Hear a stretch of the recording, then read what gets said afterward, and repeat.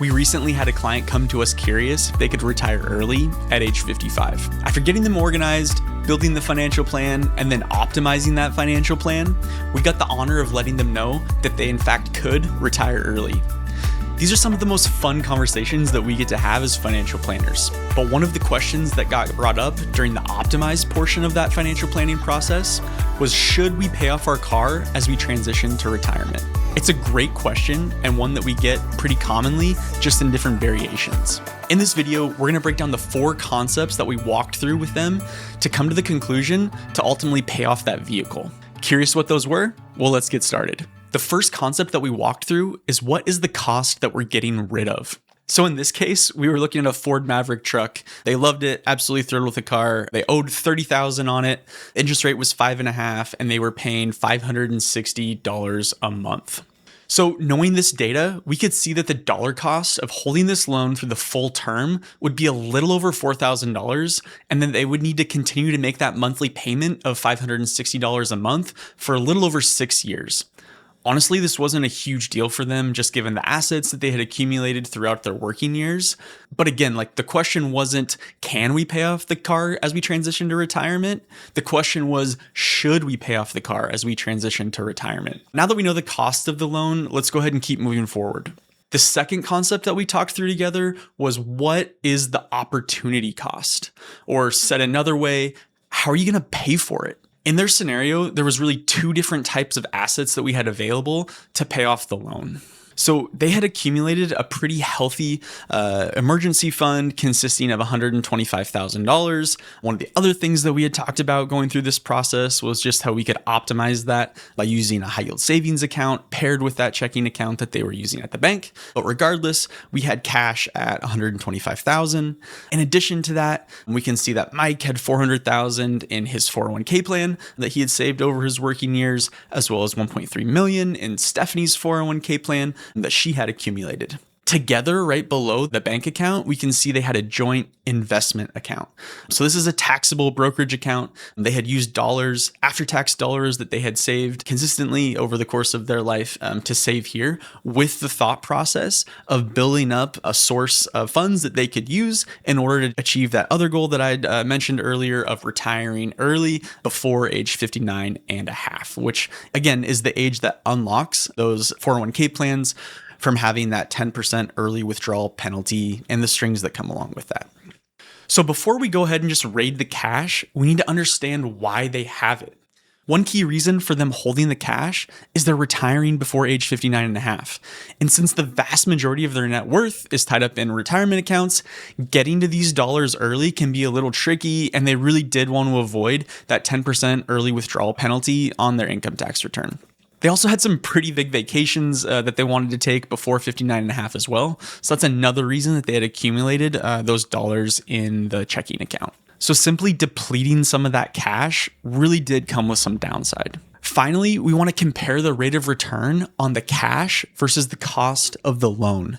So at the time we met, high yield savings accounts, which we would end up putting that money if we did not use it to pay down the car, were paying right about 3.25%. So for the cash position, the question becomes, are we willing to give up our liquidity and our access to that cash in exchange for the difference between 3.25%, which is the interest that they would earn in a high yield savings account, versus the 5.5%, which is the amount of interest that they would save by paying off that loan early? The second option that we wanted to look at was using their investment account to pay off that loan. Again, we want to start by talking about the why of this investment account within their finances. So in this case, the answers were very similar for the brokerage account to the cash.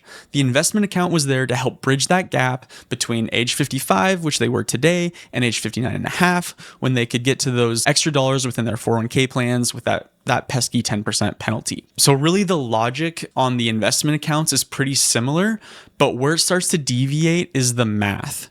So in this case, they had the joint brokerage account invested in roughly a 60% stock and 40% fixed income portfolio, which again, over long periods of time, portfolio with this mix would average a rate of return somewhere around 7%. So what this means is if they sell assets in the investment account and it continues to earn its historical average, they would be giving up that roughly 7% return to eliminate a 5.5% cost for the interest of the auto loan.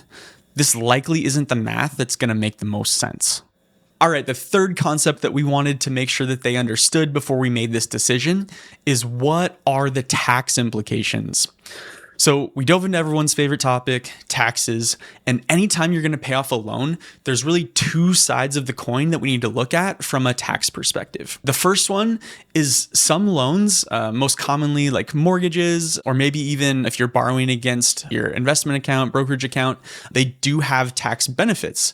So part of that math might be, is there any tax benefit that I'm giving up by eliminating that loan? In this scenario, on their vehicle, that wasn't the case. So that was an easy part of the analysis, no tax benefit on the interest that they were paying. The flip side of that coin is considering the tax impact of the source of the funds that you're using to then pay it off. So really, they had four options, and here's what they were. Option number one was simply using their cash. So think of this as simply making a transfer in their bank from their checking account to that auto loan. There's not going to be any tax implications for using your checking account.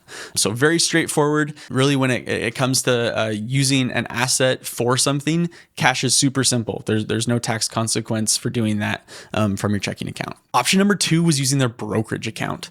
So with brokerage accounts, what we're looking at is any capital gains. In this case, they had very minimal capital gains. And again, what a capital gain is and how that works is that inside of a brokerage account, everything that you put in, along with maybe any dividends that were reinvested along the way, is your cost basis. And then when you use those dollars, you're only going to pay tax on the growth inside of that account. And that's called a capital gain, which does have a preferential tax treatment to ordinary income, like what you would experience when you use a retirement account. Option number three was to borrow against their brokerage account. This can have some tax benefits and in a lot of scenarios can make sense. But again, their goal for what we were doing here was not to swap one loan for another to optimize for taxes. That isn't what we were doing. The goal for them was let's not have a loan going into retirement. So borrowing against the brokerage account, even if there was some tax benefit, didn't make sense in this scenario. And the last option we talked through was to use the retirement accounts. Again, this is totally an option, and sometimes it does make sense to just go ahead and eat that 10% penalty, and there are some strategies to get around that. Neither one of those was appealing because we did have other options here. So it was an option we talked about, but just didn't make sense to use the retirement accounts for something like this. So from a tax perspective, the cash really was the way to go. The fourth concept that we talked through is what does your financial plan say? So we've walked through all the short-term options and the implications of those choices that were available to us. But now we want to go ahead, zoom out, and take a look at the impact of this decision in the long run. So anytime we're making these types of decisions around retirement, we want to make sure that we do it with the long-term impact in mind. So this is where we take a look at that inside of our financial planning software. What you're looking at here is our current plan, which again, the current plan for these folks was just continuing to make those auto loan payments over the next 6 years.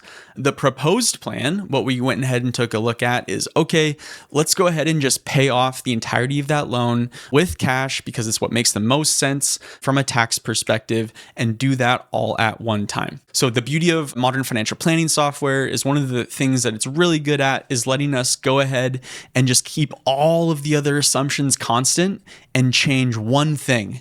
So you can see everything's exactly the same between these two plans, except for we went ahead and changed the debt strategy, again, from just making the minimum payments for the rest of the loan versus paying the entire thing off in month one of that amortization schedule. So if we scroll up and look at the results, really, it's pretty darn close. So you can see the probability of success is exactly the same at 97%. If you go ahead and look at the median ending portfolio value, really close. Again, you can see there's ever so slightly an advantage to going ahead and paying off the loan early.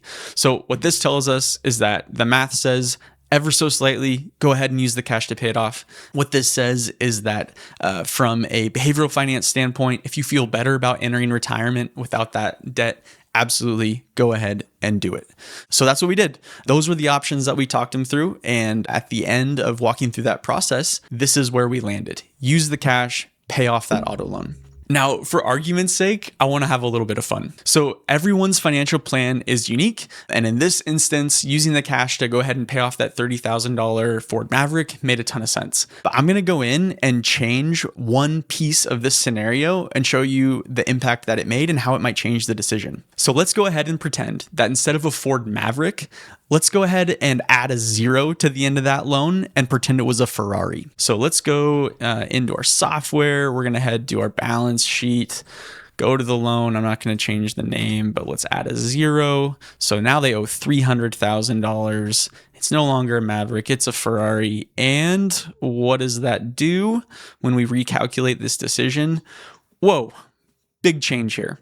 So as you can see, instead of making the minimum payments for the rest of the loan versus paying it all off in year 1, now we have a 4% difference. And take a look at the difference in the median ending portfolio value in making that decision. So a $30,000 auto loan payoff, no big deal. It actually makes sense. A $300,000 auto loan payoff as you enter retirement, much different conversation. So as you can see, the facts surrounding your financial plan can make a really big difference on the math. And it's good to remember that everyone's financial plan is unique. So if you're in a similar situation and you're wondering, should I pay off any sort of debt as you enter retirement? Go ahead and walk through these same steps and consider what your options are. Number 1, what is the cost of the loan that I'm getting rid of? Number 2, what is the opportunity cost of the asset that I'm using to pay it off? Number 3, what are the tax implications of paying off that loan? And number 4, how does this choice impact my long-term financial plan? Once you've answered those questions, you're going to understand the financial impact in both the long run and the short term, and that's going to allow you to make a smart financial choice at this high impact transition point in your life.